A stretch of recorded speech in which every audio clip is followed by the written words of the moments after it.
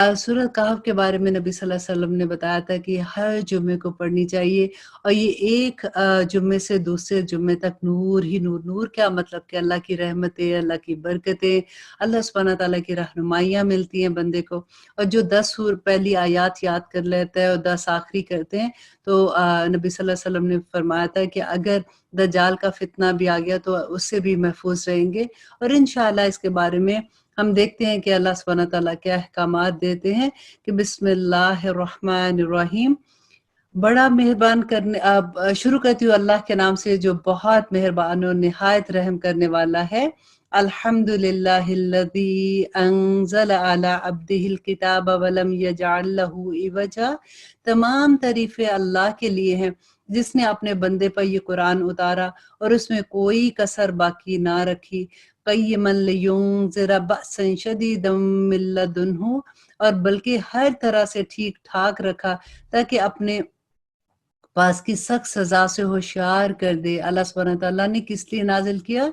ताकि वो अल्लाह सुब्हानहू तआला के पास जो सख्त तरीन सजा है उससे होशियार कर दे और ईमान लाने वाले और नेक अमल करने वालों को खुशखबरियां सुना दे और उनके लिए बेहतरीन बदला है जिसमें वो हमेशा हमेशा रहेंगे। और इन लोगों को भी डरा दीजिए जो कहते हैं कि अल्लाह सुब्हानहू तआला औलाद रखते हैं। मा लहुम बिही मिन इल्मिन वला लि आबाइहिम। अल्लाह सुब्हानहू तआला कहते हैं कि दर हकीकत ना तो खुद उन्हें इसका इल्म है और ना ही इनके बाप दादों को। ये तोहमत बड़ी बुरी है जो ये अपने मुंह से निकालते हैं और ये नीरा झूठ बकते हैं। बस अगर ये लोग इस बात पर ईमान ना लाए तो क्या आप इनके पीछे अपने आप को हलाक कर डालेंगे? और अल्लाह सुब्हानहू तआला कहते हैं कि रूए ज़मीन पर जो कुछ है हमने इसे ज़मीन की रौनक का बायस बनाया है और हम इन्हें आज़माए ताकि हम इन्हें आज़माएं कि इनमें से कौन नेक अमल करता है। देखिए ये आयत आप अंडरलाइन कीजिए और इसको समझिए कि दुनिया में अल्लाह सुब्हानहू तआला कहते हैं देखिए हम बड़े-बड़े घर बनाते हैं, उसमें हम आबाद रहते हैं, हम दुनिया में खेती बाड़ी आप देखिए कितने खूबसूरत फूल हैं। अल्लाह सुब्हानहू तआला ने ज़मीन और आसमान बनाए, सितारे बनाए और सारा कुछ जो भी अल्लाह ने बनाया इतनी खूबसूरत दुनिया बनाई। क्यों? ताकि वो आज़माए कि कहीं हम इस दुनिया में तो खो नहीं जाते, कहीं हम अपने घरों को ही बनाने में, उसको सजाने में अपनी ज़िंदगियाँ तो नहीं ज़ाया कर लेते। तो आगे अल्लाह सुब्हानहू तआला कहती है क्योंकि वो देखे कि कौन नेक अमल करता है। इस पर जो कुछ है हम इसे एक हमवार साफ ज़मीन में बदल डालेंगे कि क़यामत के दिन ये सारी ज़मीन जो है वो बिल्कुल चट्टियल मैदान की तरह हो जाएगी।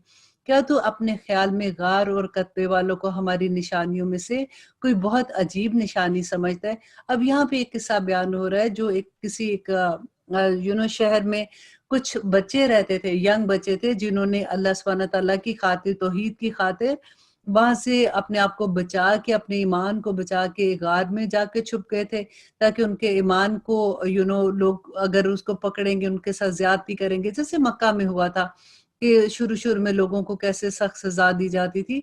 तो उन्हीं बच्चों का यहाँ पे किस्सा है जो यंग बच्चे थे कि इन चंद नौजवानों ने जब गार में पनाह ली तो दुआ की कि ए हमारे परवरदिगार, रब्बना आतिना मिन लदुनका रहमा व हय्यि लना मिन अमरिना रशदा, कि ए हमारे परवरदिगार हमें अपने पास से रहमत अता फरमा और हमारे काम में हमारे लिए राहयाबी और आसानी पैदा कर दे। और अल्लाह सुब्हानहू तआला कहते हैं बस हमने इनके कानों पर गिनती के कई साल तक इसी तरह से गार में उन पर पर्दे डाल दिए। फिर हमने इन्हें उठा खड़ा किया कि हम ये मालूम कर लें कि इन दोनों गिरोहों में से इस इंतहाई मुद्दत को जो उन्होंने गुजारी है किसको ज़्यादा याद है। हम इनको सही वाक़या तेरे सामने बयान करते हैं। ये चंद नौजवान अपने रब पर ईमान लाए थे और हमने इनको हिदायत में तरक्की दी थी।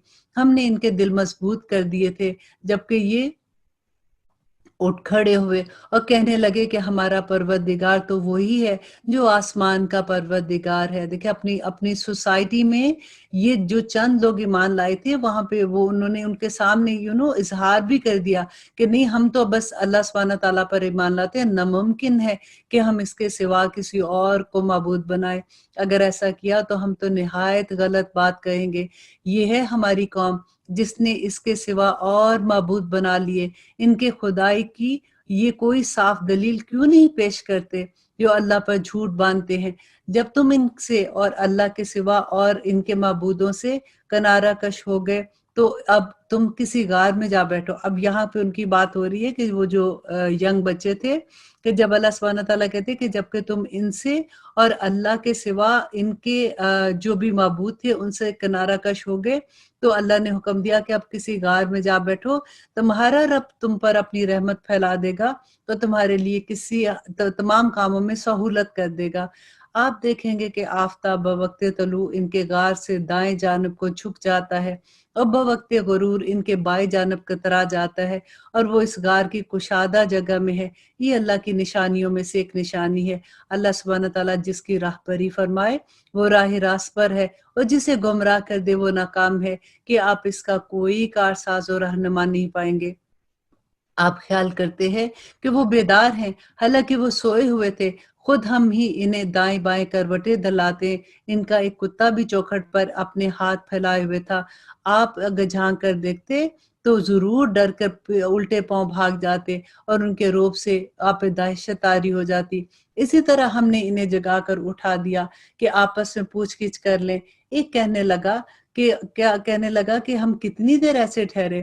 انہوں نے جواب دیا کہ ایک دن یا اس سے بھی کم۔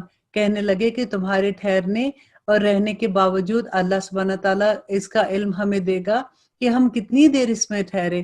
اب تو تم اپنے میں سے کسی ایک کو اپنی یہ چاندی دے کر، چاندی کے اس وقت سکے ہوتے تھے جو وہ ایز اے پیسہ یوز کرتے تھے، تو اب وہ دونوں آپس میں وہ بات کر رہے ہیں کہ چاندی دے کر شہر بھیجو اور خوب دیکھ بھال لے کہ شہر کا کون سا کھانا پاکیزہ ہے، پھر اسی میں سے تمہارے کھانے کے لیے لے آئے، اور وہ بڑی احتیاط اور نرمی برتے اور کسی کو تمہاری خبر نہ ہو۔ اگر یہ کافر تم پر غلبہ پا لیں گے تو تمہیں سنسار کر دیں گے، یا پھر تمہیں پھر اپنے دین میں لوٹا لیں گے، اور پھر تم کبھی بھی کامیاب نہ ہو جائے گے۔ یہ اب آپس میں بات کر رہے ہیں۔ ہم نے اسی طرح لوگوں کو ان کا حال بتا دیا کہ وہ جان لے کہ اللہ سبحانہ تعالیٰ کا وعدہ بالکل سچا ہے اور قیامت میں کوئی شبہ نہیں ہے۔ جبکہ وہ اپنے امر میں آپس میں اختلاف کر رہے تھے، کہنے لگے کہ ان کے غار پر ایک عمارت بناؤ۔ اب یہ لوگ جب بعد میں سارا واقعہ ہوتا ہے تو یہ اس کے بعد کا واقعہ بتاتے ہیں کہ جب لوگوں نے یہ اپنی آنکھ سے ان کو یہ والا معجزہ دیکھا تھا، تو اب انہوں نے یہ کہا کہ اچھا یہ تو وہ زمانے کے لوگ ہیں، جب کیونکہ بازار میں جب یہ سکہ لے کے گئے تھے وہ پرانے زمانے کا تھا، انہوں نے ان کے بارے میں سٹوری سنی ہوئی تھی کہ ایسے کچھ لوگ تھے جو کہ چھپ گئے تھے جا کے، اور انہوں نے اپنے ایمان کو کیسے بچا لیا تھا۔ تو اب وہ یہ کہہ رہے ہیں کہ اب جب ان کو پتہ چلا تو انہوں نے کہا کہ اچھا اب اس غار پر ایک عمارت بنا لو، ان کا رب ہی ان کے حال کا زیادہ عالم ہے۔ جن لوگوں نے ان کے بارے میں غلبہ پایا وہ کہنے لگے کہ ہم تو ان کے ارد گرد مسجد بنا لیں گے۔ کچھ لوگ تو کہنے لگے کہ یہ اصحاب کہف 3 تھے اور چوتھا ان کا کتا تھا۔ کچھ نے کہا کہ یہ 5 تھے، چھٹا ان کا کتا تھا۔ غائب کی باتوں میں اٹکل کرتے ہیں، مطلب جھوٹ بتاتے ہیں، تو اللہ سبحانہ تعالیٰ کہتے ہیں کہ کچھ کہیں گے کہ وہ 7 ہیں اور 8واں کتا ہے۔ آپ کہہ دیجئے کہ میرا پروردگار ان کی تعداد کو بخوبی جانتا ہے، انہیں بہت ہی کم علم دیا گیا ہے، بس آپ ان کے مقدمے میں صرف سرسری گفتگو کریں اور ان میں سے کسی سے ان کے بارے میں کوئی پوچھ گچھ نہ کریں، اور ہرگز ہرگز کسی کام پر یوں نہ کہنا کہ میں اسے کل کر دوں گا، مگر ساتھ ہی انشاءاللہ کہہ لینا۔ دیکھیے اس کے بارے میں ایک حدیث بھی آتی ہے کہ نبی صلی اللہ علیہ وسلم نے کسی سے کوئی بات ہو رہی تھی تو انہوں نے کہا کہ میں کل اس کا جواب دوں گا، اور پھر کہتے ہیں کہ آلموسٹ 10 یا 15 دن تک وحی نازل نہیں ہوئی تھی، اور یہ وجہ تھی کہ انہوں نے انشاءاللہ نہیں بولا تھا۔ تو یہاں پہ اللہ سبحانہ تعالیٰ وہی گائیڈ کر رہے ہیں کہ مگر ساتھ ہی انشاءاللہ کہہ لینا، اور جب بھی بھولے تو اس کے بعد بھی جب بھول جائے تو اپنے پروردگار کو یاد کر لینا اور کہتے رہنا کہ مجھے پوری امید ہے کہ میرا رب مجھے اور بھی زیادہ ہدایت کے قریب کرے گا۔ اور وہ لوگ جو اپنے غار میں 300 سال تک رہے اور 9 سال اور زیادہ گزرے، آپ کہہ دیجئے کہ اللہ ہی کو ان کے ٹھہرے رہنے کی مدت کا بخوبی علم ہے۔ آسمان و زمین کا غائب صرف اسی کو حاصل ہے۔ وہ کیا ہے؟ وہ دیکھنے والا اور سننے والا ہے، وہ جاننے والا ہے۔ سوائے اللہ کے ان کا کوئی مددگار نہیں۔ اللہ سبحانہ تعالیٰ اپنے حکم سے کسی کو شریک نہیں ٹھہراتا۔ تیری جانب جو تیرے رب کی کتاب نازل ہوئی ہے، اسے تو پڑھ کر لوگوں کو سنا، اس کی باتوں کا کوئی بدلہ لینے والا نہیں، اس کے سوا ہرگز ہرگز کوئی پناہ کی جگہ نہیں، اور اپنے آپ کو ان کے ساتھ رکھ جو اپنے پروردگار کو صبح شام پکارتے ہیں۔ کتنی خوبصورت آیت ہے نا، اللہ سبحانہ تعالیٰ اس میں گائیڈ کر رہے ہیں کہ اپنے دوست ایسے رکھے، اپنے ساتھ ایسے لوگوں کو رکھا کر جو صبح شام اللہ سبحانہ تعالیٰ کو پکارتے ہیں اور اسی کے چہرے کے ارادہ رکھتے ہیں، یعنی اس کی رضامندی چاہتے ہیں۔ خبردار تیری نگاہیں اس سے نہ ہٹنے پائیں کہ دنیاوی زندگی کے ٹھاٹ کے ارادے میں لگ جائیں۔ دیکھ ان کا کہنا نہ ماننا، جس کے دل کو ہم نے اپنے ذکر سے غافل کر دیا اور جو اپنی خواہشوں کے پیچھے پڑا ہوا ہے اور جس کا کام حد سے گزرنے والا ہے۔ اور اللہ سبحانہ تعالیٰ کہتے ہیں اور اعلان کر دے، کیا اعلان کر دے کہ یہ سراسر برحق قرآن تمہارے رب کی طرف سے ہے۔ اب جو چاہے ایمان لائے اور جو چاہے کفر کرے، ظالموں کے لیے ہم نے وہ آگ تیار کر رکھی ہے جس کی قناتیں انہیں گھیر لیں گی۔ اگر وہ فریاد کرنا چاہیں گے تو ان کی فریاد نہیں سنی جائے گی، اور ان کی فریاد اس پانی کی طرح ہوگی جو تیل کی تلچھٹ جیسا ہوگا، جو ان کے چہروں کو بھون ڈالے گا، اور بڑا ہی برا پانی ہے اور بڑی بری جگہ ہے رہنے کی۔ یقیناً جو لوگ ایمان لائے اور نیک عمل کیے، ہم کسی نیک عمل کرنے والے کا ثواب ضائع نہیں کرتے۔ ان کے لیے ہمیشگی کی جنتیں ہیں، ان کے نیچے نہریں جاری ہیں، وہاں یہ سونے کے کنگن پہنائے جائیں گے اور سبز و رنگ کے نرم و باریک اور موٹے ریشم والے کپڑے پہنیں گے، وہاں تختوں کے اوپر تکیے لگائے ہوں گے۔ کیا خوب بدلہ ہے اور کتنا ہی عمدہ آرام گاہ ہے۔ اور انہیں ان دو شخصوں کی مثال بھی سنا دو۔ اور کن کی مثال سنا دو؟ یہاں پہ اللہ سبحانہ تعالیٰ کہہ رہے ہیں کہ جن میں سے ایک کو ہم نے 2 باغ انگوروں کے دیے تھے اور جنہیں کھجوروں کے درخت سے ہم نے گھیر رکھا تھا، اور دونوں کے درمیان کھیتی لگی ہوئی تھی۔ اب یہ 2 آدمیوں کی بات ہو رہی ہے کہ ایک نے تکبر کیا تھا اور کس طرح سے اللہ سبحانہ تعالیٰ نے اس کا کیا تھا، انجام کیا تھا۔ دونوں باغ اپنے پھل خوب لائے اور اس میں کسی طرح کی کمی نہ تھی، اور ہم نے ان باغوں کے درمیان نہریں بھی جاری کر دی۔ الغرض اس کے پاس میوے تھے۔ ایک دن اس نے باتوں ہی باتوں میں اپنے ساتھی سے کہا کہ میں تجھ سے زیادہ مالدار ہوں اور جتھے کے اعتبار سے بھی، یعنی اولاد کے اعتبار سے بھی زیادہ مضبوط ہوں۔ اور یہ اپنے باغ میں گیا اور تھا اپنی جان پر ظلم کرنے والا۔ کہنے لگا کہ میں خیال نہیں کرتا کہ کسی وقت بھی یہ میرا باغ برباد ہو، اور نہ ہی قیامت جو ہے وہ قائم ہونے والی ہے میرے خیال میں۔ اور اگر پھر فرض قیامت ہو بھی گئی تو میرے رب نے اس دنیا میں جو مجھے اتنا نوازا ہے تو آخرت میں بھی مجھے بہتر ہی جگہ دے گا۔ اس کے ساتھی نے اس سے باتیں کرتے ہوئے کہا کہ کیا تو اس معبود سے کفر کرتا ہے جس نے تجھے مٹی سے پیدا کیا، پھر نطفے سے، پھر تجھے پورا آدمی بنا دیا؟ لیکن میں تو یہ سوچتا ہوں کہ وہی میرا اللہ ہے، وہی میرا پروردگار ہے، اور میں اپنے رب کے ساتھ کسی کو شریک نہیں ٹھہراتا۔ اب پھر تو جو اپنے باغ میں جاتے وقت کیوں نہیں یہ کہتا کہ اللہ جسے چاہے وہی ہوگا، کہ ماشاءاللہ لا قوت الا باللہ تو کیوں نہیں کہتا کوئی طاقت نہیں مگر اللہ کے سوا؟ اگر تو مجھے مال و اولاد میں اپنے سے کم دیکھ رہا ہے تو بہت ممکن ہے کہ میرا رب مجھے تیرے جیسے باغ عطا کر دے، اور اس پر تیرے باغوں پہ اللہ سبحانہ تعالیٰ کوئی ایسی عذاب نازل کر دے، یا اس کا پانی نیچے اتر جائے، یا تیرے بس میں نہ رہے، تو پھر تو اسے کہاں سے ڈھونڈ لائے گا؟ اب یہ دونوں دوست آپس میں بات کر رہے ہیں۔ ان میں سے ایک دوست جو ہے جس کو اللہ سبحانہ تعالیٰ کہتے ہیں کہ اس کو بہت نوازا ہوا تھا، وہ تکبر کر رہا تھا کہ مجھے تو کچھ نہیں ہونا، لک ایٹ مائی باغ سارے، کہ کس طرح سے پھل دے رہے ہیں، میرے پاس اتنی اللہ نے اولاد دی ہے، اور اگر قیامت والے دن اللہ نے بلا بھی لیا تو جو دنیا میں اتنا کرم کرے وہ ادھر بھی کرے گا۔ اور اس کا دوست اس کو کہہ رہا ہے کہ تم کیسی بات کر رہے ہو، یہ سارا کرم جس نے تمہارے رب نے کیا ہے، تم ماشاءاللہ لا قوت الا باللہ کرو جب تم اللہ کی رحمتوں کو دیکھتے ہو۔ تو اب ان دونوں کی جو گفتگو ہے اسی پہ اللہ سبحانہ تعالیٰ بتا رہے ہیں، اور اس کے سارے پھل گھیر لیے گئے۔ اب وہ کیا ہوتا ہے کہ اپنی اتنی تکبر سے بات کر کے جب وہ جاتا ہے اپنے باغ کی طرف تو کہتے سارے اس کے پھل گھیر لیے گئے، بس وہ اپنے اس خرچ پر جو اس نے اس میں کیا تھا اپنے ہاتھ ملتا رہ گیا۔ یعنی اس نے اتنا ٹائم انویسٹ کیا، اتنا پیسہ جو انویسٹ کیا، بیج بوئے تھے، پانی لگایا تھا، اس کو کاشت کیا تھا، تو وہ سارے کا سارا وہ اس کا جاتا رہا، ہاتھ ملنے لگا، اور وہ باغ تو اوندا الٹا پڑا تھا۔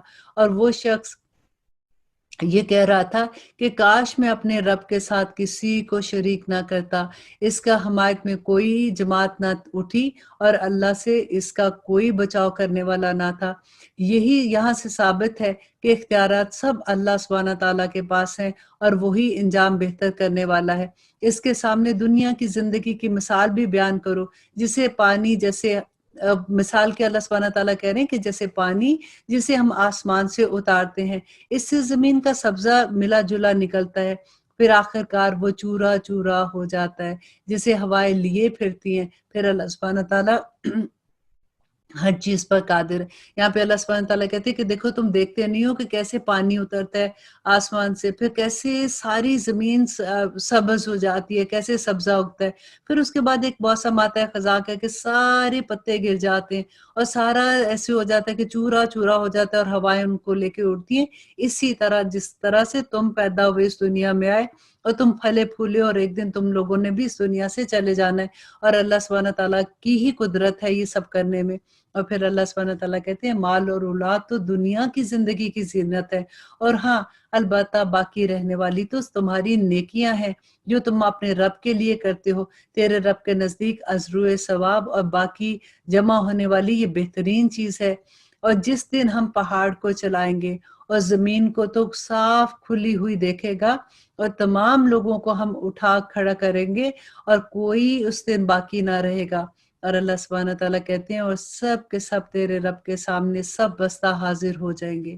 یقیناً تم ہمارے پاس اسی طرح ہوگے جس طرح ہم نے پہلی بار تم کو پیدا کیا، لیکن تم تو اس خیال میں رہے کہ ہم ہرگز تمہارے لیے کوئی وعدے کا وقت مقرر نہیں کیا، اور نامہ اعمال سامنے رکھ دیا جائے گا۔ اب ذرا غور کیجئے اس آیت پہ کہ نامہ اعمال سامنے رکھ دیے جائیں گے، پس تو دیکھے گا کہ گناہگار اس کی تحریر سے خوف زدہ ہو رہے ہیں اور کہہ رہے ہوں گے کہ ہائے ہماری خرابی، یہ کیسی کتاب جس نے کوئی چھوٹا یا کوئی بڑا نہ چھوڑا، اور جو کچھ انہوں نے کیا تھا سب موجود پائیں گے، اور تیرا رب بڑا سخت رحم کرنے والا ہے، اور تیرا رب کسی پر ظلم و ستم نہیں کرے گا۔ اور جب ہم نے فرشتوں کو حکم دیا کہ تم آدم کو سجدہ کرو تو ابلیس کے سوا سب نے سجدہ کیا، یہ جنوں میں سے تھا، اور اس نے اپنے پروردگار کی نافرمانی کی۔ کیا پھر بھی تم اس بات پہ یقین کرتے ہو کہ اللہ سبحانہ تعالیٰ جو ہے اللہ سبحانہ تعالیٰ اس کی اولاد کو مجھے چھوڑ کر اپنا دوست بنا لے گا؟ اور جب ہم نے فرشتوں کو حکم دیا کہ تم آدم کو سجدہ کرو تو ابلیس کے سوا سب نے سجدہ کیا، یہ جنوں میں سے تھا۔ آپ کو پتہ ہے یہ ابلیس جو تھا یہ جنوں میں سے تھا، اور اتنا عبادت گزار تھا، اتنا عبادت گزار تھا کہ یہ فرشتوں کی محفلوں میں بیٹھنا شروع ہو گیا تھا، اور اس کو اللہ سبحانہ تعالیٰ نے اتنا بلند مقام بھی دیا تھا۔ اس نے اپنے پروردگار کی نافرمانی کی، تو پھر کیا تم بھی ایسے کرو گے کہ اس کی اولادوں کو مجھے چھوڑ کر ان کو اپنا دوست بناؤ گے، حالانکہ تم سب کا دشمن ہے؟ ایسے ظالموں کا کیا ہی برا بدلہ ہے۔ اور میں نے انہیں آسمان اور زمین کی پیدائش کے وقت تو موجود نہیں رکھا تھا، اور نہ ہی خود ان کی پیدائش کے وقت، اور میں گمراہ کرنے والوں کو اپنا دوست نہیں بناتا۔ اور جس دن وہ فرمائے گا کہ تمہارے خیال میں جو میرے شریک تھے انہیں پکارو، کون؟ اللہ کہے گا کہ اب پکارو ان کو، یہ پکاریں گے لیکن ان کی کوئی پکار نہیں سنی جائے گی، اور ہم ان کے درمیان ہلاکت کا سامان کر دیں گے۔ اور اللہ سبحانہ تعالیٰ کہتے ہیں اور گناہگار جہنم کو دیکھ کر سمجھیں گے کہ وہ اس میں جھونکے جانے والے ہیں، لیکن وہ اپنے آپ کو بچا نہیں سکیں گے۔ ہم نے اسی قرآن میں ہر طرح تمام کی تمام مثالیں لوگوں کے لیے بیان کر دی، لیکن انسان بہت جھگڑالو ہے۔ لوگوں کے پاس ہدایت آ چکنے کے بعد انہیں ایمان لانے اور اپنے رب سے استغفار کرنے سے صرف اسی چیز نے روکا کہ اگلے لوگوں کا سا معاملہ انہیں بھی پیش آئے، یا ان کے سامنے کھلم کھلا عذاب موجود ہو جائے۔ ہم تو اپنے رسولوں کو صرف اس لیے بھیجتے ہیں کہ وہ خوشخبریاں سنا دے اور ڈرا دے۔ کافر لوگ باطل کے سہارے جھگڑتے ہیں اور چاہتے ہیں کہ اس سے حق کو لڑکھڑا دے۔ انہوں نے میری آیاتوں کو اور جس چیز سے ڈرایا جائے اس کا مذاق اڑا رکھا۔ اس سے بڑھ کر ظالم کون ہوگا جسے اس کے رب کی آیتوں سے نصیحت کی جائے اور وہ اسے منہ موڑ لے۔ اور اللہ سبحانہ تعالیٰ کہتے ہیں اور جو کچھ اس کے ہاتھ نے آگے بھیج رکھا اسے بھول جائے، بے شک ہم نے اس کے دل پر پردہ ڈال دیا اور وہ اسے نہ سمجھے اور ان کے کانوں میں گرانی ہے۔ گو تو انہیں ہدایت کی طرف بلائے لیکن یہ کبھی ہدایت نہیں پائیں گے۔ تیرے پروردگار بہت ہی بخشش کرنے والا اور مہربان ہے، اور اگر ان کے اعمال کی سزا میں پکڑے تو بے شک انہیں جلد ہی عذاب دے دے، بلکہ ان کے لیے ایک وعدے کی گھڑی مقرر ہے جس سے وہ سرکنے کے ہرگز جگہ نہ پائیں گے۔ یہ ہے وہ بستیاں جنہیں ہم نے ان کے مظالم کی بنا پر غارت کیا تھا۔ اب دیکھیے کہ یہاں پہ بھی اللہ سبحانہ تعالیٰ جو بتا رہے ہیں کہ بستیوں کے عذاب کی بات آ رہی ہے کہ کیوں کیا تھا، کہ ان کے مظالم کی وجہ سے اللہ نے غارت کیا، اور ان کی تباہی کی بھی ہم نے ایک میعاد مقرر کر رکھی تھی۔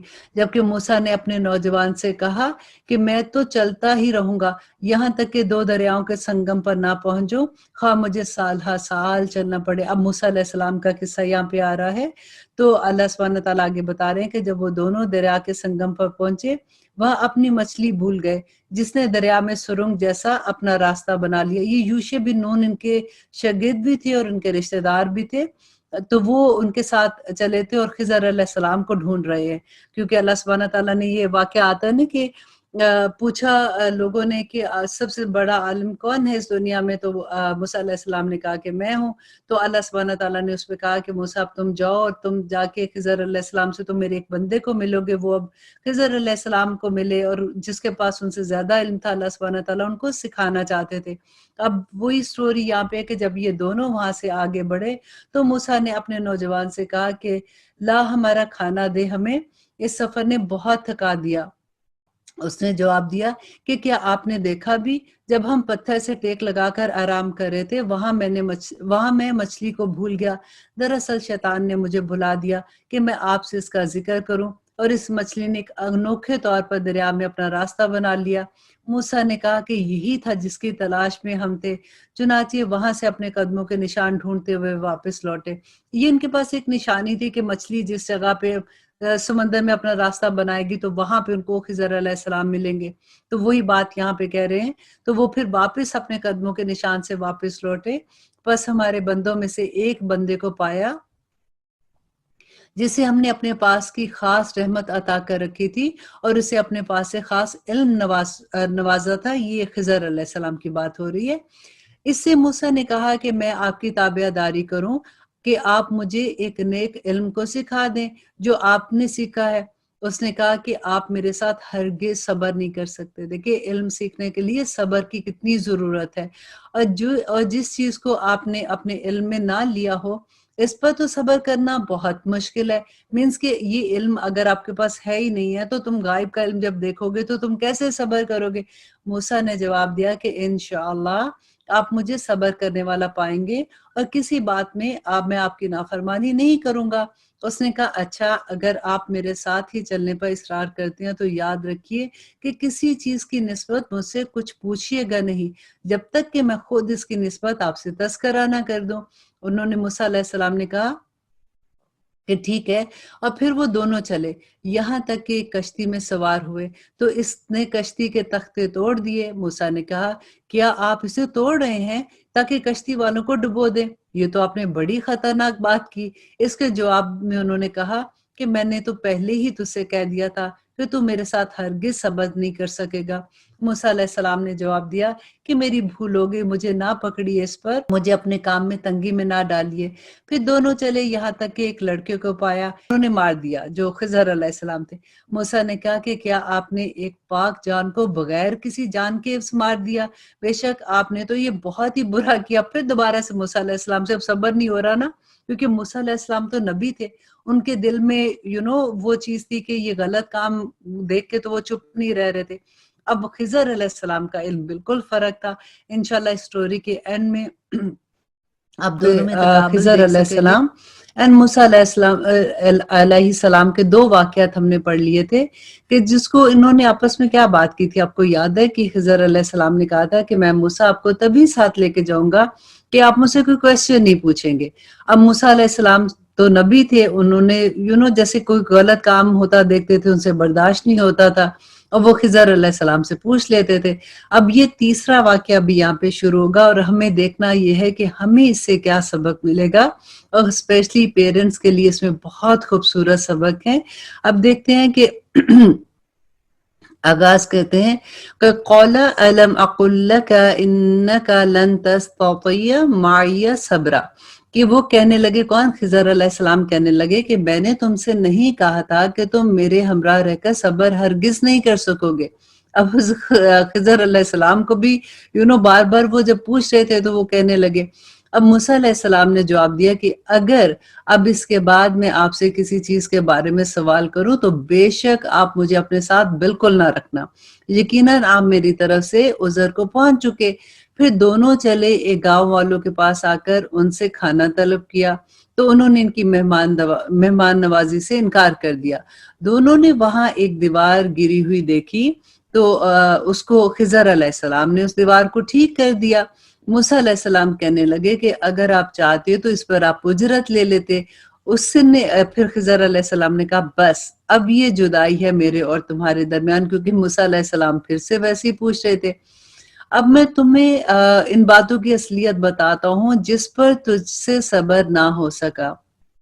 نمبر 1 یہ تھا کہ کشتی جو چند مسکین بچوں کی تھی، اب یہاں پہ دیکھیے مسکین بچوں کی تھی نا، تو اللہ سبحانہ تعالیٰ کیسے حفاظت میں ان کو لیتے ہیں کہ جو دریا میں کام کاج کرتے تھے، میں نے اس میں کچھ توڑ پھوڑ کرنے کا ارادہ کر لیا، کیونکہ ان کے آگے ایک بادشاہ تھا جو ہر ایک صحیح سالم کشتی کو جبراً ضبط کر لیتا تھا، تو اس وجہ سے انہوں نے ایسے کیا تھا۔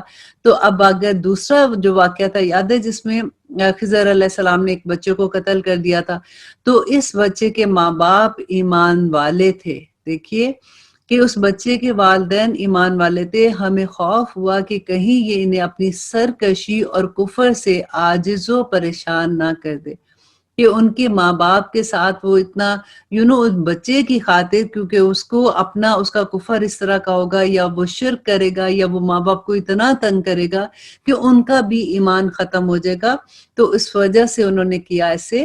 اور پھر انہوں نے کہا کہ اس لیے ہم نے چاہا کہ انہیں ان کا پروردگار اس کے بدلے اس سے بہتر پاکیزہ اولاد اور اس سے زیادہ محبت اور پیار کرنے والا بچہ دے۔ یہاں پہ آپ دیکھیے کہ کیسے ہمیں، کیونکہ پتہ نہیں ہوتا نا کہ ہمارے جو کچھ بھی کبھی کوئی غم کی بات آتی، کبھی پریشانی آتی ہے، ہم دیکھ نہیں سکتے کہ اس کا انجام کیا ہوگا آخر میں، تو ہم پریشان ہو جاتے ہیں۔ لیکن اللہ سبحانہ تعالیٰ پہ جب توکل ہوتا ہے تو یہی ہونا چاہیے کہ اللہ سبحانہ تعالیٰ کسی کے ساتھ کبھی ظلم نہیں کریں گے، اس کا کوئی نہ کوئی اچھا رزلٹ آخر میں نکلے گا۔ اور تیسرا واقعہ دیکھیے کتنا خوبصورت ہے کہ دیوار کا قصہ یہ ہے کہ اس شہر میں 2 یتیم بچے ہیں جن کا خزانہ ان کی اس دیوار کے نیچے دفن ہے۔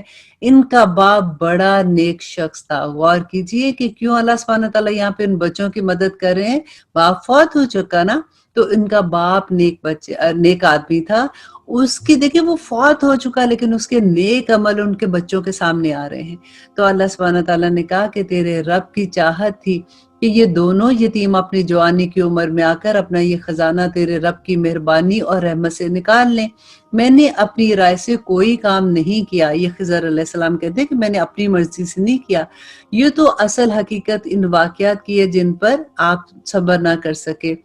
اور اس کے بعد اب نیک ایک بادشاہ تھا جو ذوالقرنین، اس کا قصہ سٹارٹ ہوتا ہے کہ اللہ سبحانہ تعالیٰ نبی صلی اللہ علیہ وسلم سے کہتے ہیں کہ آپ سے ذوالقرنین کے واقعہ یہ لوگ دریافت کر رہے ہیں، آپ ان سے کہہ دیجئے کہ میں اس کا تھوڑا سا حال تمہیں پڑھ کر سناتا ہوں کہ ہم نے اسے زمین میں بڑی قوت دی تھی اور اسے ہر چیز کا سامان بھی عطا کیا تھا۔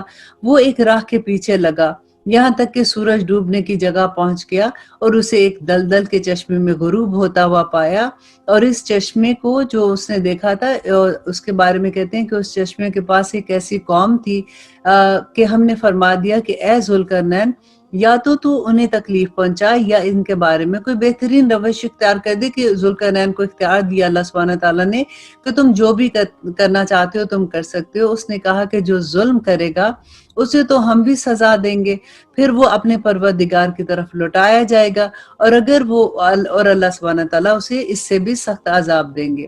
ہاں جو ایمان لائے اور نیک عمل کیے اس کے لیے تو بدلے میں بھلائیاں ہیں اور ہم اسے اپنے کام میں بھی آسانی کا حکم دیتے ہیں۔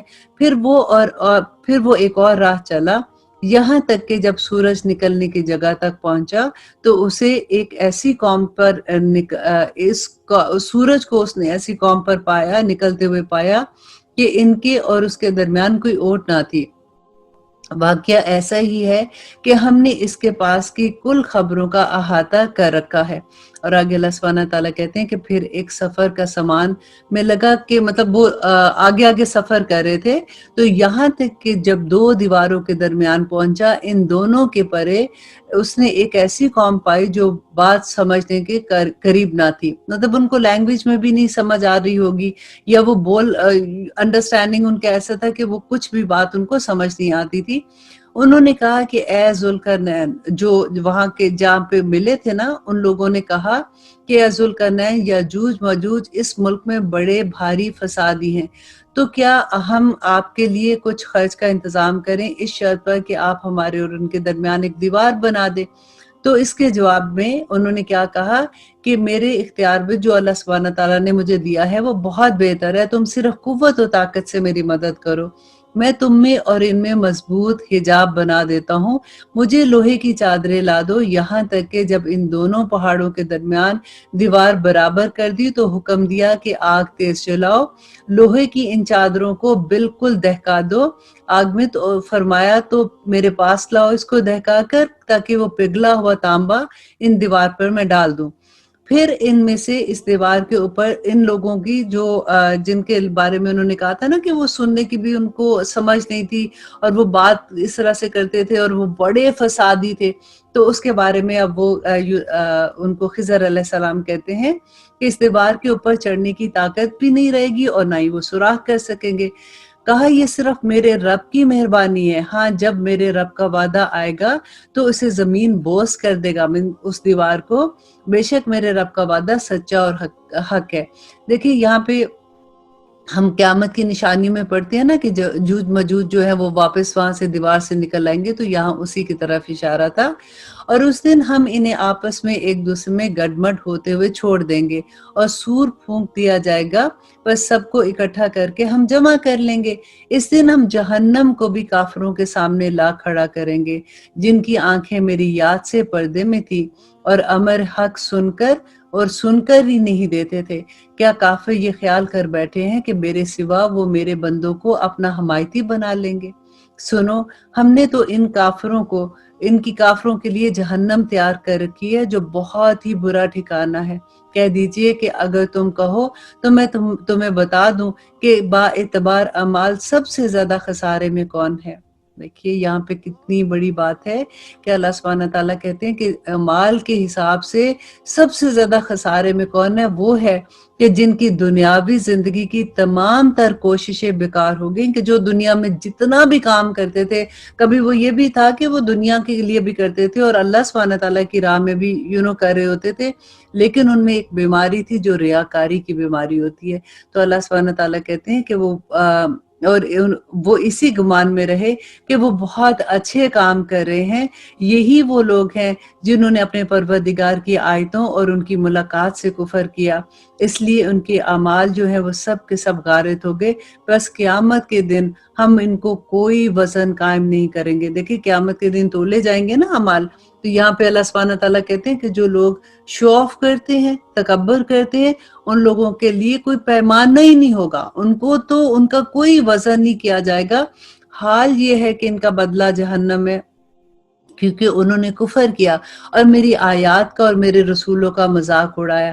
جو لوگ ایمان لائے اور انہوں نے کام بھی اچھے کیے، یقیناً ان کے لیے فردوس ہے، الفردوس ہے، اور اس کی بڑی اچھی مہمان نوازی ہوگی جہاں وہ ہمیشہ رہا کریں گے، جس جگہ کو بدلنے کا کبھی بھی ارادہ نہیں کریں گے۔ آپ صلی اللہ علیہ وسلم کو اللہ سبحانہ تعالیٰ کہتے ہیں کہ آپ کہہ دیجئے کہ اگر میرے پروردگار کی باتوں کے لکھنے کے لیے سمندر سیاہی بن جائے تو بھی وہ میرے رب کی بھلائی میرے رب کی باتوں کو ختم ہونے سے پہلے ہی ختم ہو جائے۔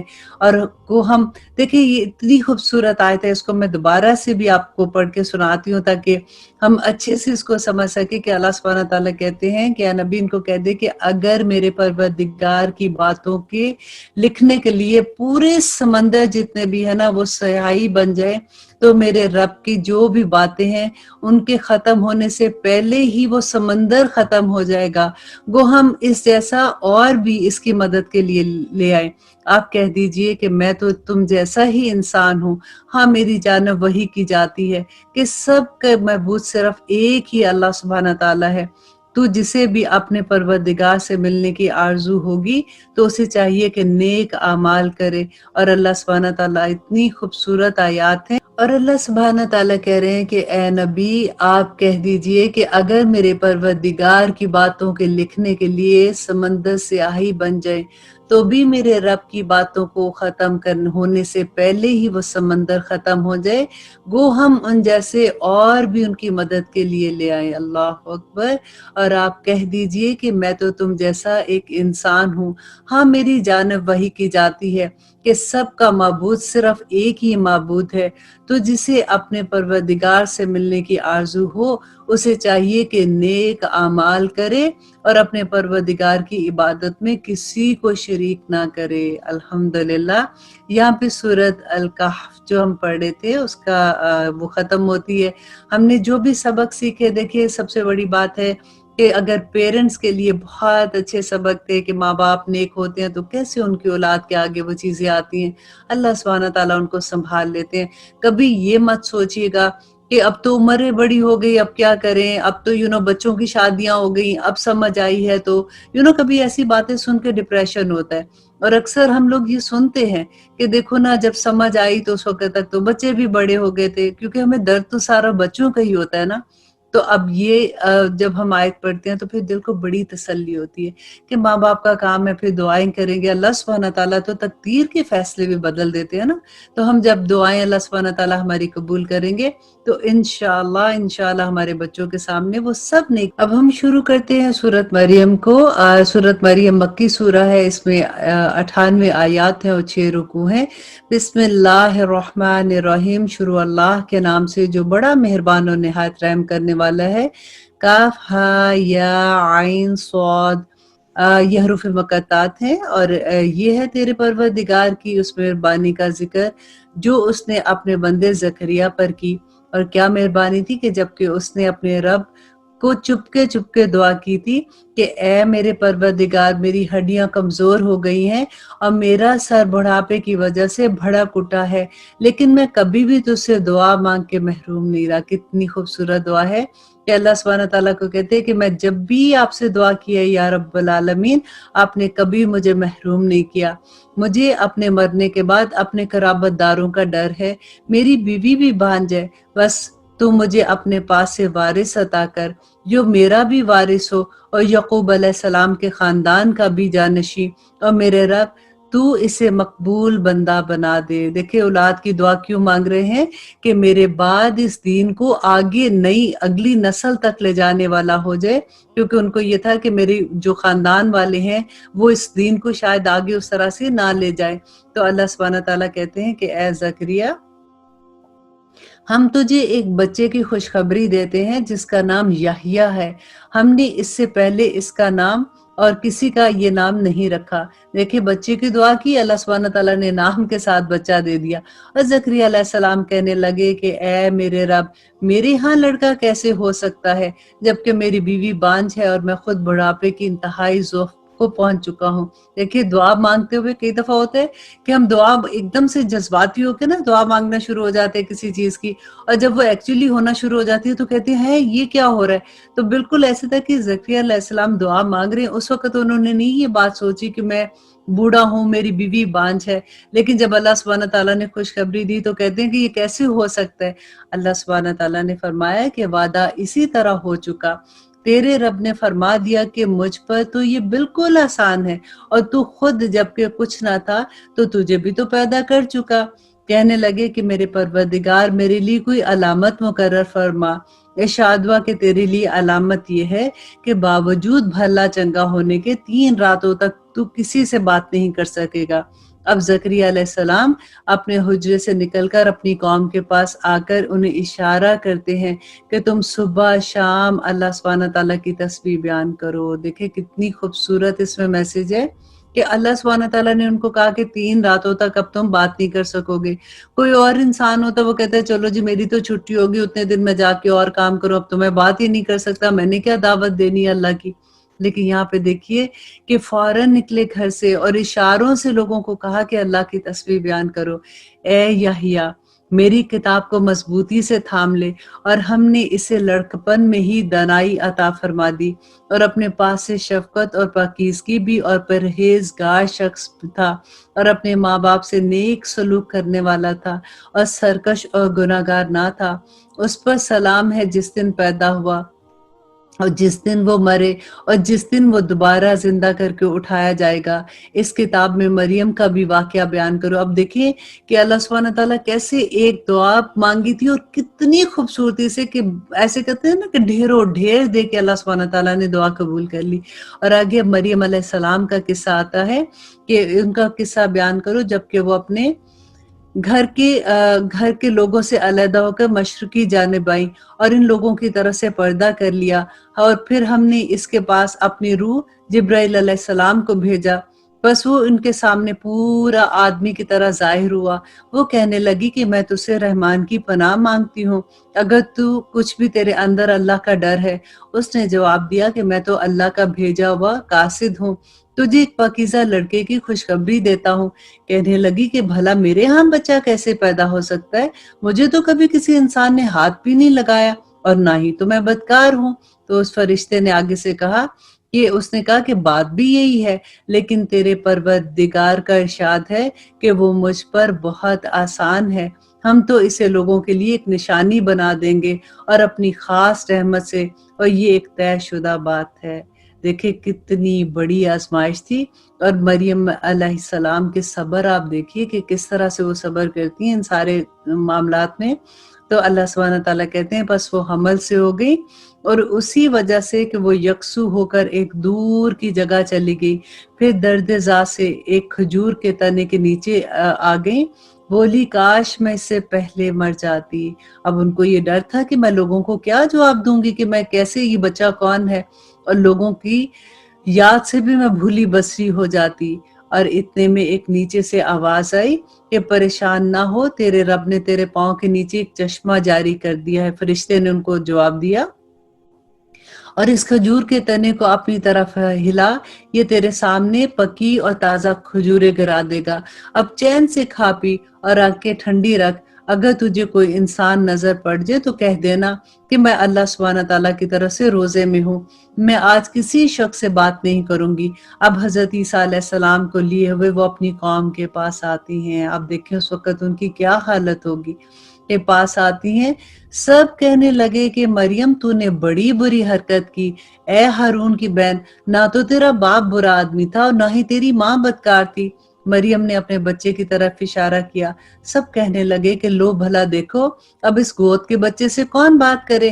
بچہ بول اٹھا کہ میں اللہ کا بندہ ہوں، میں نے اللہ سبحانہ تعالیٰ نے مجھے کتاب عطا فرمائی ہے اور میں اس کا پیغمبر ہوں، اور اس نے مجھے بہت بابرکت کیا ہے جہاں کہیں بھی میں ہوں، اور اس نے مجھے نماز اور زکوٰۃ کا حکم دیا ہے جب تک بھی میں زندہ ہوں، اور اس نے مجھے اپنی والدہ کا خدمت گزار بنایا۔ دیکھیں یہاں پہ باپ کا نام نہیں ہے کیونکہ ان کے باپ نہیں تھے، تو اللہ سبحانہ تعالیٰ نے یہاں پہ بتایا کہ اس نے مجھے اپنی والدہ کا خدمت گزار بنایا اور مجھے سرکش اور بدبخت نہیں کیا، اور مجھ پر میری پیدائش کے دن، میری موت کے دن اور جس دن میں دوبارہ اٹھایا جاؤں گا سلام ہی سلام ہے۔ یہ ہے صحیح واقعہ عیسیٰ ابن مریم کا، اور یہی ہے وہ حق بات جس میں یہ لوگ شک و شبہ کرتے ہیں۔ اللہ سبحانہ تعالیٰ کے لیے اولاد کا ہونا لائق نہیں ہے، وہ تو بالکل پاک ہے۔ وہ جب کسی کام کرنے کا ارادہ کرتا ہے تو وہ کہتا ہے ہو جا، اور وہ بس ہو جاتی ہے۔ میرا اور تم سب کا پروردگار صرف اللہ ہے، تم سب اسی کی عبادت کرو، یہی سیدھی راہ ہے۔ پھر یہ فرقے آپس میں اختلاف کرنے لگے، بس کافروں کے لیے ویل ہے اور برے دن کی سزا کی ان کو خبر سنا دو۔ کیا خوب دیکھنے سننے والے ہوں گے اس دن جبکہ ہمارے سامنے حاضر ہوں گے، لیکن آج تو یہ ظلم کی گمراہیوں میں پڑے ہوئے ہیں، تو انہیں اس رنج و افسوس کے دن کا ڈر سنا دے جبکہ کام انجام کو پہنچا دیا جائے گا اور یہ لوگ غفلت اور بے ایمانی میں رہ جائیں گے۔ خود زمین کے اور تمام زمین والوں کے وارث ہم ہی ہوں گے اور سب لوگ ہماری ہی طرف لوٹائے جائیں گے۔ اس کتاب میں ابراہیم علیہ السلام کا قصہ بیان کر، بے شک وہ بڑا سچائی والا پیغمبر تھا، جبکہ انہوں نے اپنے باپ سے کہا کہ اے ابا جان، آپ ان کی پوجا پاٹ کیوں کر رہے ہیں جو نہ سنتے ہیں نہ دیکھتے ہیں، نہ آپ کو کوئی فائدہ پہنچا سکتے ہیں۔ اب دیکھیے کہ یہاں پہ اللہ سبحانہ تعالیٰ نبی صلی اللہ علیہ وسلم کو کیوں یہ قصے بتا رہے ہیں، کیونکہ نبی صلی اللہ علیہ وسلم کا جب مکہ میں آخری دور تھا جس میں ان کو لوگ اتنی تکلیف دے رہے تھے، ان کی جان کے پیچھے آگے تھے، تو اللہ سبحانہ تعالیٰ ان کو تسلیاں دے رہے ہیں کہ دیکھو آپ سے پہلے بھی جو پیغمبر پیغام لے کے آئے تھے ان کے ساتھ تو بہت زیادہ ان کو تکلیفیں دی گئی تھی، آپ ہمت مت ہاریے گا اور آپ اپنے آپ کے ارادے جمائے رکھیں۔ اور آگے اللہ سبحانہ تعالیٰ کہتے ہیں کہ میرے مہربان باپ، یہ کون کہہ رہے؟ ابراہیم علیہ السلام۔ میرے مہربان باپ، آپ دیکھیے میرے پاس وہ علم ہے جو آپ کے پاس آیا نہیں ہے، اور آپ میری ہی مانیں، میں بالکل سیدھی راہ کی طرف آپ کی رہبری کروں گا۔ اور پھر آگے کہتے ہیں میرے ابا جان، دیکھیں مسلسل آیات میں ابراہیم علیہ السلام اپنے باپ سے کیسے بات کر رہے ہیں، بار بار جیسے کہتے ہیں نا اے میرے ابا جان، اے میرے ابا جان، پیار سے ان کو سمجھا رہے ہیں، اے میرے ابا جان، آپ شیطان کی پوجا سے باز آ جائیں۔ شیطان تو رحم اور کرم کرنے والے اللہ سبحانہ تعالیٰ کا بڑا ہی نافرمان ہے۔ ابا جان، مجھے خوف لگا ہوا ہے کہ کہیں آپ پر کوئی عذاب الہی نہ آ پڑے اور آپ شیطان کے ساتھی نہ بن جائے۔ اور ان کے باپ نے جواب دیا کہ اس کے جواب دیا ابراہیم علیہ السلام کو کہ کیا تو ہمارے معبودوں سے روگردانی کر رہا ہے؟ سن، اگر تو باز نہ آیا تو میں تجھے پتھروں سے مار ڈالوں گا، اور جا ایک مدت تک مجھ سے الگ ہو جا۔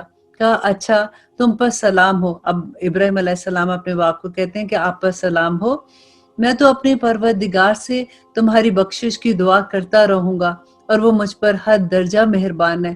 میں تو تمہیں بھی اور جن جن کو تم اللہ سبحانہ تعالیٰ کے سوا پکارتے ہو انہیں سب کو چھوڑ چکا، صرف اپنے پروردگار کو پکارتا رہوں گا۔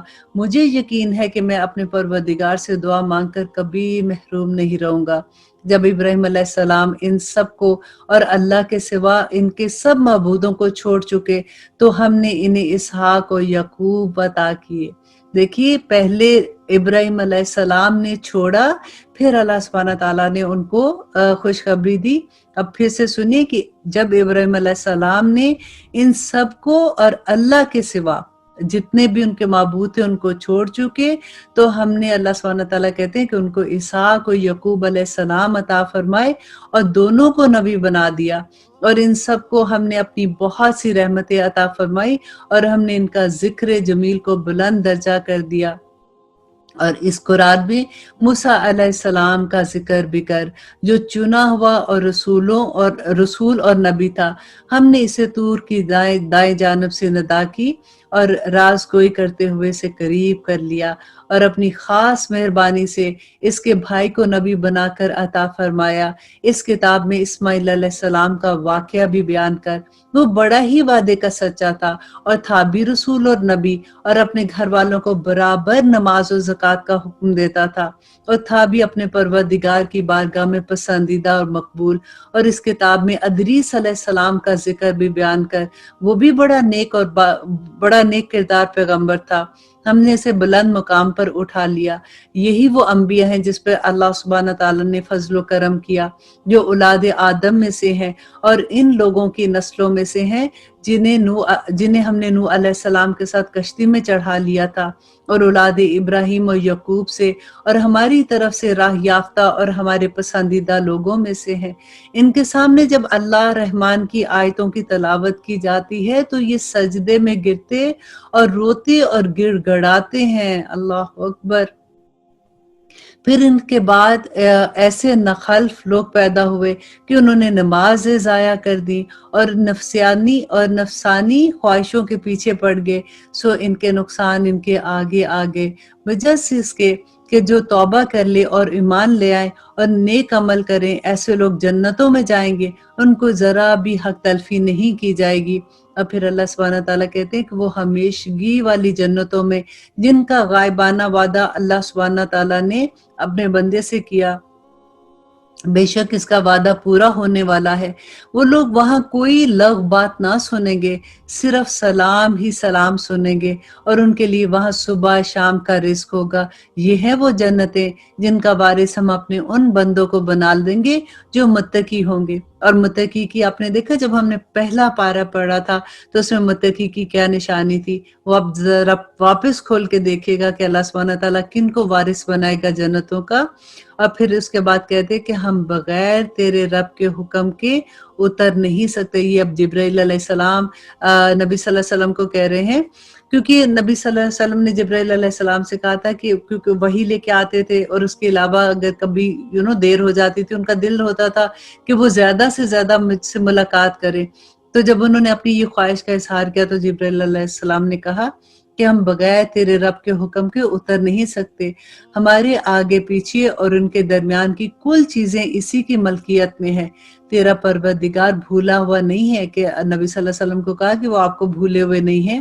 آسمان کا، زمین کا، جو کچھ اس کے درمیان ہے، سب کا رب وہی ہے.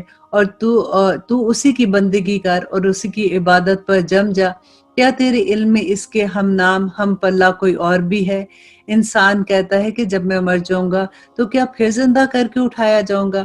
کیا یہ انسان اتنا بھی یاد نہیں رکھتا کہ ہم نے اسے اس سے پہلے پیدا کیا، حالانکہ وہ کچھ بھی نہیں تھا؟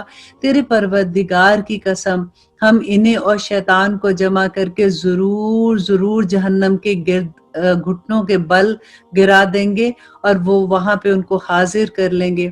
اللہ سبحانہ تعالیٰ کہتے ہیں پھر ہم ہر گروہ سے انہیں الگ نکال کھڑا کریں گے جو اللہ رحمان سے بہت اکڑ کر پھرتے ہیں. پھر ہم انہیں بھی خوب جانتے ہیں جو جہنم کے داخلے سے زیادہ سزاوار ہے. اللہ اکبر. کہ اللہ سبحانہ تعالیٰ کہتے ہیں، اب یہاں پہ پل صراط کی بات ہو رہی ہے کہ تم میں سے ہر ایک کو وہاں ضرور وارد ہونے والے، کہ ہر ایک کو، جب انسان نے جو جنت میں بھی جائے گا جو جہنم میں بھی جائے گا، تو اللہ سبحانہ تعالیٰ کرے کہ تم میں سے ہر ایک وہاں ضرور وارد ہونے والا ہے. یہ تیرے پروردگار کے ذمہ قطعی فصیل امر ہے. پھر ہم پرہیزگاروں کو تو بچا لیں گے اور نافرمانوں کو اس میں گھٹنے کے بل گرا ہوا چھوڑ دیں گے. جب اس کے سامنے ہماری آیات، روشن آیات تلاوت کی جاتی ہیں تو کافر مسلمان سے کہتے ہیں بتاؤ ہم تم دونوں جماعتوں میں سے کس کا مرتبہ زیادہ ہے اور کس کی مجلس شاندار ہے. مطلب وہ تقابل کرتے ہیں کہ دیکھو تم مسلمانوں تو تمہارے پاس تو کچھ ہے بھی نہیں ہے، دیکھو کافروں کو تو اللہ سبحانہ تعالیٰ نے کتنا عنایت کیا ہوا ہے، تو پھر کون تم میں سے بہتر ہے؟ تو ہم تو ان سے پہلے بہت سی جماعتوں کو اللہ سبحانہ تعالیٰ کہتے ہیں کہ اسی طرح سے غارت کر چکے، جو ساز و سامان اور نام میں بڑی اونچی تھی اور بڑھ چڑھ کر ایسی چیزیں کیا کرتی تھی. کہہ دیجیے کہ جو گمراہی میں ہوتا اللہ رحمان اس کی خوب لمبی مہلت دیتا ہے. جو گمراہی میں ہوتا ہے اللہ سبحانہ تعالیٰ اس کو بہت لمبی مہلت دیتے ہیں، یہاں تک کہ وہ ان چیزوں کو دیکھ لیں جن کا وعدہ ان سے کیا گیا ہے، یعنی عذاب یا قیامت کو. اور اس دن ان کو صحیح طور پر معلوم ہو جائے گا کہ کون بڑے مرتبے والا ہے اور کس کا جتھا کمزور ہے. اور ہدایت یافتہ لوگوں کو اللہ سبحانہ تعالیٰ ہدایت میں اور بڑھا دیتا ہے. اور باقی رہنے والی نیکیاں تیرے رب کے نزدیک ثواب کے لحاظ سے اور انجام کے لحاظ سے یہی ہے کہ انسان نیک عمل کرے. کیا تو نے ایسا بھی دیکھا جس نے ہماری آیاتوں سے کفر کیا اور کہا کہ مجھے تو مال اور اولاد کی ضرور اللہ سبحانہ تعالیٰ ضرور ہی دے گا؟ تو اللہ سبحانہ تعالیٰ کہتے ہیں کہ کیا وہ غائب پر مطلع ہے؟ کیا اللہ کا کوئی وعدہ لے چکا؟ ہرگز نہیں.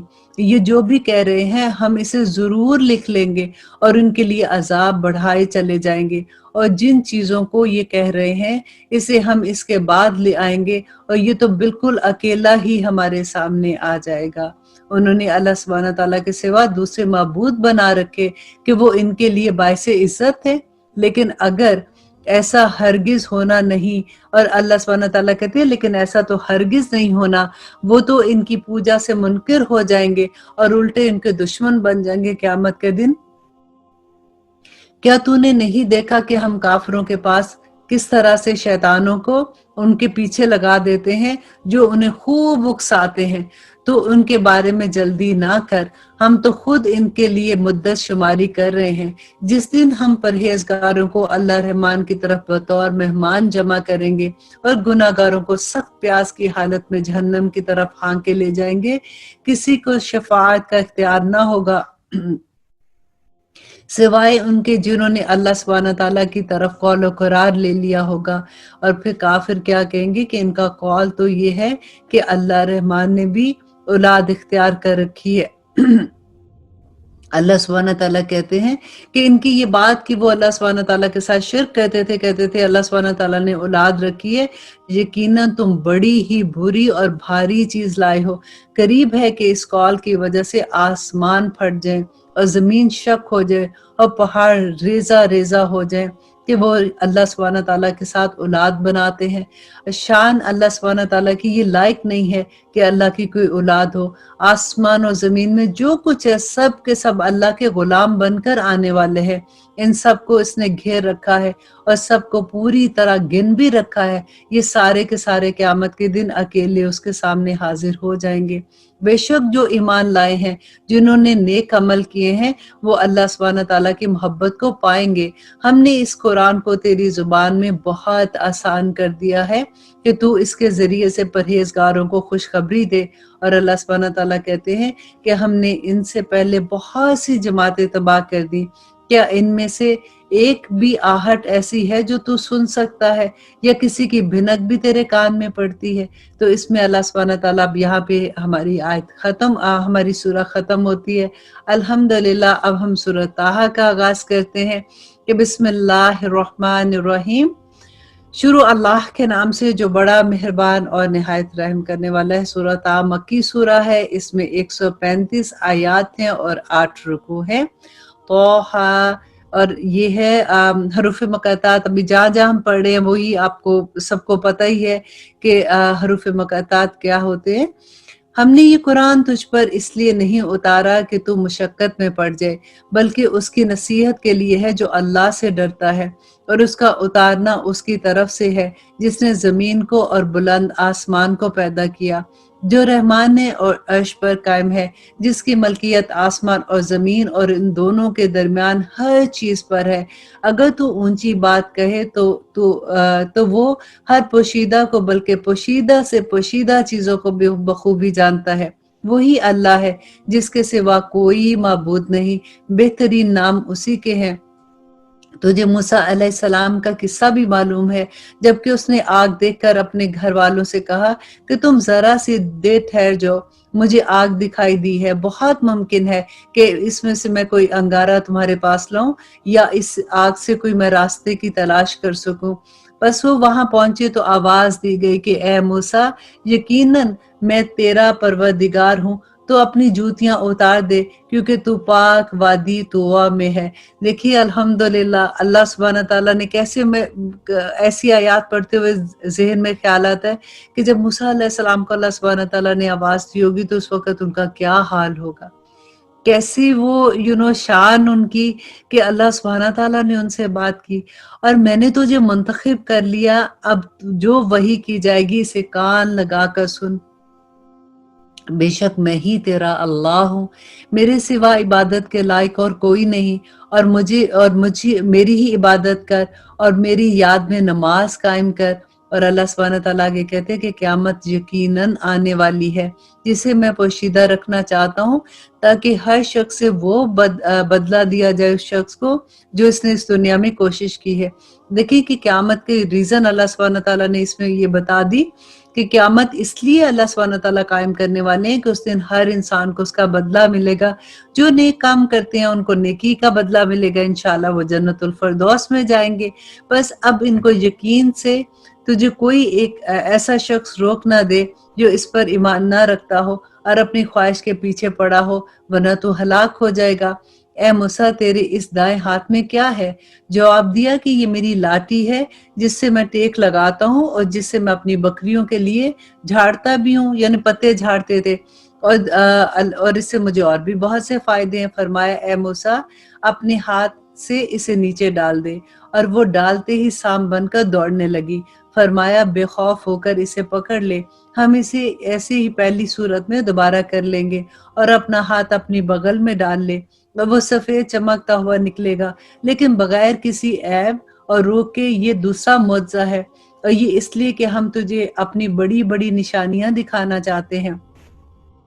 اب تو فرعون کی طرف جا۔ اب دیکھیں موسیٰ علیہ السلام آگ لینے گئے، وہاں پہ اللہ سبحانہ تعالیٰ نے ان کو نبوت دے دی، بلکہ اپنی خود اللہ سبحانہ تعالیٰ نے ان سے بات بھی کی۔ اور اب کیا کہہ رہے ہیں کہ تم فرعون کے پاس ہے، آپ فرعون کے پاس کیسے؟ وہ آپ سوچے ذرا موسیٰ کی اس وقت کیا حالت ہوگی کہ فرعون جس سے ان کا ڈر کے وہ بھاگے تھے، کیونکہ ان سے قتل خطا ہو گیا تھا نا، تو بھاگے تھے، اور ان کو پتہ بھی تھا کہ فرعون کا رعب و دبدبہ کیا ہے اور وہ کیا کر سکتا ہے۔ تو اب تو فرعون کی طرف جا، اس نے بڑی سرکشی مچا رکھی ہے۔ موسیٰ علیہ السلام نے کہا کہ کیا کہا؟ ربی اشرح لی صدری ویسر لی امری واحلل عقدۃ من لسانی یفقہوا قولی۔ اور اللہ سبحانہ تعالیٰ سے دعا کیا کرتے ہیں کہ اے میرے پروردگار میرا سینہ کھول دے اور میرے کام کو مجھ پر آسان کر دے، اور میری زبان کی گرہ کھول دے تاکہ لوگ میری بات اچھے سے سمجھ سکیں۔ اسی لیے یہی دعا میں ہر دفعہ پڑھتی ہوں، اور اللہ سے دعا کرتی ہوں کہ یا رب العالمین جو پیغام آپ کا ہے جو میں سنانے کی جسارت کر رہی ہوں، مجھے بھی اور آپ لوگوں کو بھی ہمارے سینے میں یہ پیغام اتر جائے اور ہمیں آسانی سے سمجھ آ جائے کہ ہمارا رب ہمیں کیا پیغام دیتا ہے۔ یعنی میرے بھائی، اور اس کے بعد اللہ سبحانہ تعالیٰ سے کہتے ہیں اور میرا وزیر میرے کنبے میں سے کر دے، یعنی میرے بھائی ہارون علیہ السلام کو، تو اس سے میری کمر کس دے اور اسے میرا شریک بنا دے۔ اب کیوں مانگ رہے تھے ہارون علیہ السلام کو اپنے ساتھ؟ کیونکہ موسیٰ علیہ السلام سے بات وہ ہکلاتے تھے، تو انہوں نے یہ کہا کہ میں فرعون کے پاس جاؤں گا تو مجھے میرے بھائی کو میری مدد کے لیے ساتھ بھیج دے، تاکہ ہم دونوں پھر دیکھیں بکثرت تیری تسبیح بیان کریں اور بکثرت تجھے یاد کریں، بے شک تو ہمیں خوب دیکھنے والا ہے۔ اللہ سبحانہ تعالیٰ نے فرمایا موسیٰ تیرے تمام سوالات پورے کر دیے گئے، ہم نے تجھ پر ایک بار ایک پھر پہلے بھی احسان کیا تھا، جبکہ ہم نے تیری ماں کو وہ الہام کیا جس کا ذکر اب ہم کر رہے ہیں کہ تو اسے صندوق میں بند کر کے دریا میں چھوڑ دے، پھر دریا اس کنارے ڈال دے۔ اور وہ میرا دیکھیے اب یہاں پہ جو واقعہ بیان ہو رہا ہے اس کو میں تھوڑا سا بتا دیتی ہوں کہ موسیٰ علیہ السلام کی ماں جو تھی اس زمانے میں فرعون نے حکم دے دیا ہوا تھا کہ جو بچہ پیدا ہوگا اس کو قتل کر دیا جائے گا، لڑکوں کو قتل کر دیتے تھے، لڑکیوں کو چھوڑ دیتے تھے۔ اب کیا ہوا تھا کہ موسیٰ علیہ السلام کی ماں نے ان کو چھپایا ہوا تھا، جیسے ہی وہ ان کی آرمی جو بھی تھی وہ دیکھنے آتی تھی، تو اللہ سبحانہ تعالیٰ نے موسیٰ علیہ السلام کی ماں کو القاء کیا تھا کہ وہ کیا کہتی تھی کہ بھاگ کے جا کے نا سمندر کے جو بھی ساتھ تھا وہ پانی کے اندر ان کو اس نے جیسے ایک ہوتا ہے نا چھوٹی سی ٹوکری سے بنا دیتے ہیں، اس کے اندر ان کو ڈال کے تو باندھ دیتی تھی۔ تو اس کے بعد اللہ سبحانہ تعالیٰ کہتے ہیں کہ اس وقت کیا ہوا تھا کہ جب وہ گئی ہیں تو وہ ڈر کے مارے جب وہ واپس بھاگی ہیں تو انہوں نے اس کو ٹائی نہیں کیا، اور وہ جس میں انہوں نے اس پہ ٹوکری میں ان کو ڈالا تھا وہ پانی کے اندر بہنا شروع ہو گئی تھی۔ تو یہاں پہ اللہ سبحانہ تعالیٰ اب کہتے ہیں کہ ان کی ماں کو القاء کیا تھا اللہ سبحانہ تعالیٰ نے کہ تو اسے صندوق میں بند کر کے دریا میں چھوڑ دے، بس دریا اسے کنارے لے ڈالے گا اور میرا اور خود اس کا دشمن اسے لے لے گا۔ کہ دشمن کون تھا؟ کہ فرعون جو ہے وہ اس کو اٹھا لے گا، اور میں نے اپنی طرف کی خاص محبت و مقبولیت اس پر ڈال دی ہے تاکہ تیری پرورش میری آنکھوں کے سامنے کی جائے۔ یاد کر جب تیری بہن چل رہی تھی اور کہہ رہی تھی کہ اگر تم کہو تو میں اسے بتا دوں جو اس کی نگہبانی کرے۔ اب ہوا کیا تھا کہ موسیٰ علیہ السلام جیسے فرعون کے دربار کے سامنے کہتے ہیں کہ وہاں پہ وہ جا کے ٹھہر گیا تھا، جو بھی جس بھی وہ ٹوکری کے اندر تھے انہوں نے اس کو اٹھا لیا، اور ان کی بیوی نے اس کو کہا کہ یہ اتنا پیارا بچہ ہے تو ہم اس کو اڈاپٹ کر لیتے ہیں، کیونکہ ان کے اپنی اولاد نہیں تھی اس وقت تک۔ تو وہاں پہ کیا ہوا تھا کہ جب موسیٰ علیہ السلام کو انہوں نے لیا تو وہ دودھ نہیں پیتے تھے، وہ رو رہے تھے، تو ایک پورے محل میں ایک شور ہو گیا کہ اب کیا کرے، تو وہاں پہ ان کی بہن کیونکہ ساتھ ساتھ جا رہی تھی، تو وہاں سے اس نے یہ کہا کہ میں ایسی عورت کو جانتی ہوں کہ جو اس کی پرورش کر سکتی ہے، وہ اس کو دودھ پلا سکتی ہے، تو اس کی خاطر جب ان کی ماں کو بلایا گیا، دیکھیں وہ ماں کے دل کو کیسے اللہ سبحانہ تعالیٰ نے چین دیا کہ اپنے بچوں کو بھی دودھ پلانے کو ان کو مل گیا، اس کی ٹیک کیئر کرنے کو بھی مل گیا، اور پھر دربار سے بے انتہا ان کو تحفے بھی ملتے تھے۔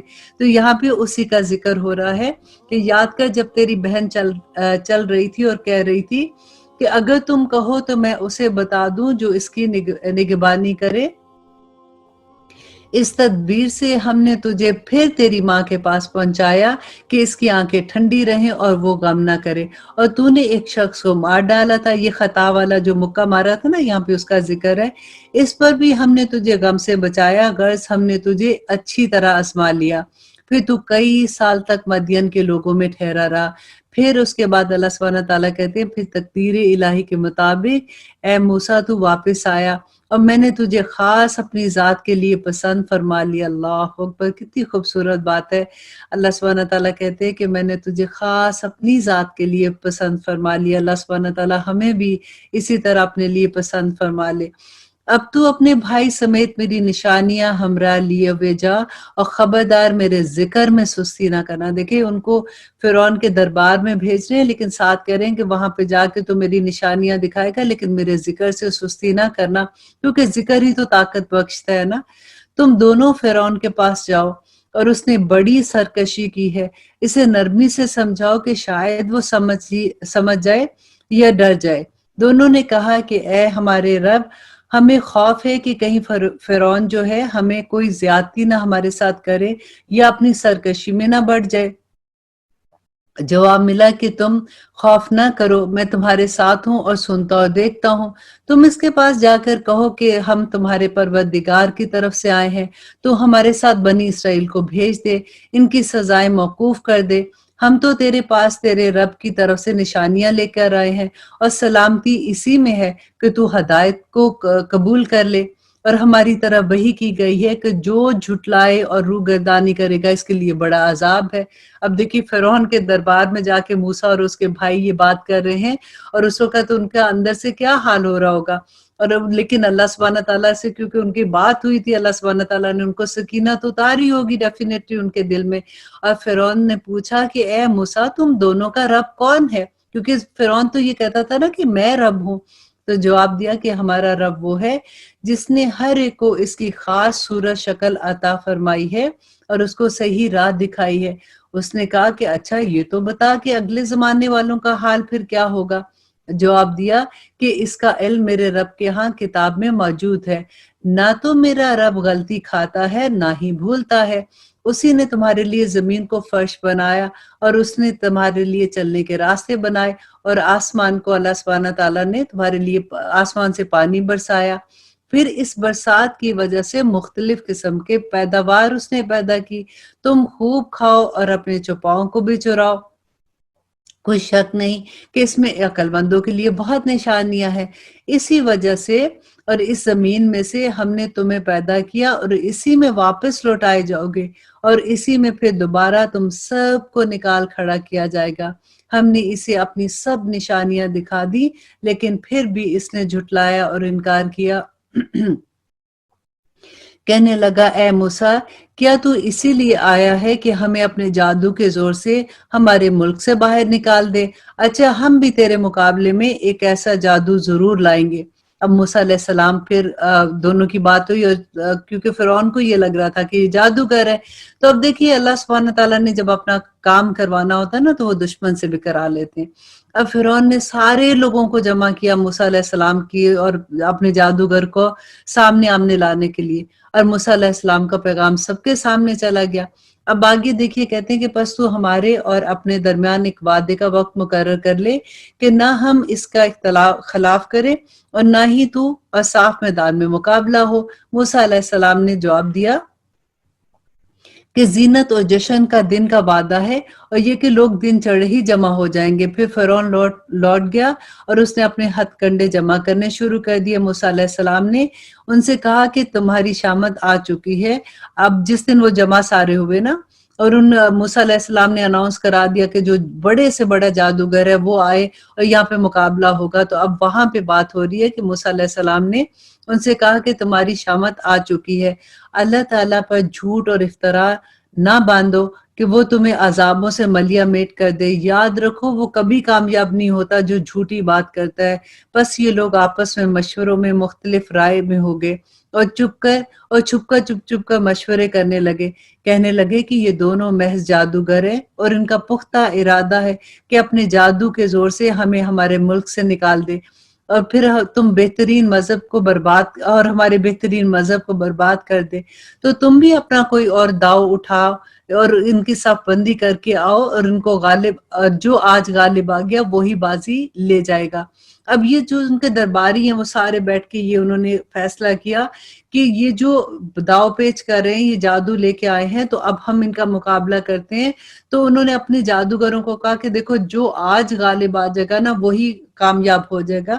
کہنے لگے کہ اے موسیٰ، یا تو پہلے ڈال۔ اب جادوگر اپنی جو بھی جادو کی چیزیں لائے انہوں نے کہا یا تو آپ پہلے کرے یا ہم کرتے ہیں۔ موسیٰ علیہ السلام نے کہا اچھا جا، دنیا کی زندگی میں تیری سزا یہی ہے کہ تو یہ کہتا رہے کہ مجھے نہ چھونا، اور ایک اور بھی وعدہ تیرے ساتھ یہ ہے کہ جو تجھ سے ہرگز نہ ٹلے گا کہ اب تو اپنی اس معبود کو بھی دیکھ لینا جس کا اعتکاف کیے ہوئے تھا کہ ہم اسے جلا کر دریا میں ریزہ ریزہ اڑا دیں گے۔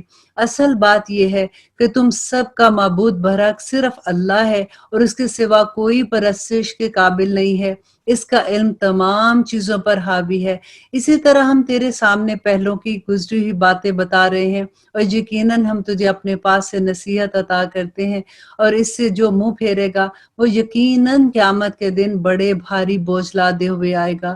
اور اللہ سبحانہ تعالیٰ کہتے ہیں کہ جس میں وہ ہمیشہ ہمیشہ رہے گا، اور اس کے لیے قیامت کا دن بڑا بوجھل ہوگا، جس دن سور پھونکا جائے گا اور گناہ گاروں کو ہم اس دن دہشت کی وجہ سے نیلی پیلی آنکھوں کے ساتھ گھیر لائیں گے۔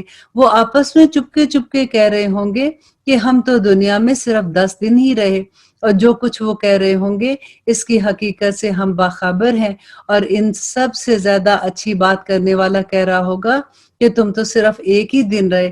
اب وہ آپ سے پہاڑوں کی نسبت سوال کرتے ہیں۔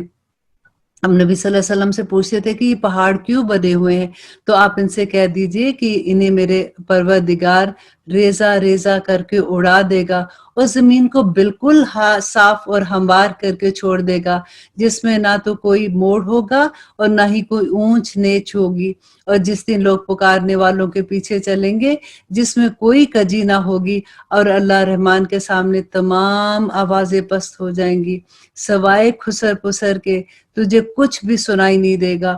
اس دن سفارش کچھ کام نہیں آئے گی مگر جسے رحمان حکم دے اور اس کی بات کو وہ پسند بھی کر لے۔ جو کچھ اس کے آگے پیچھے ہے اسے اللہ ہی جانتا ہے، مخلوق کا علم اس پر حاوی نہیں ہو سکتا۔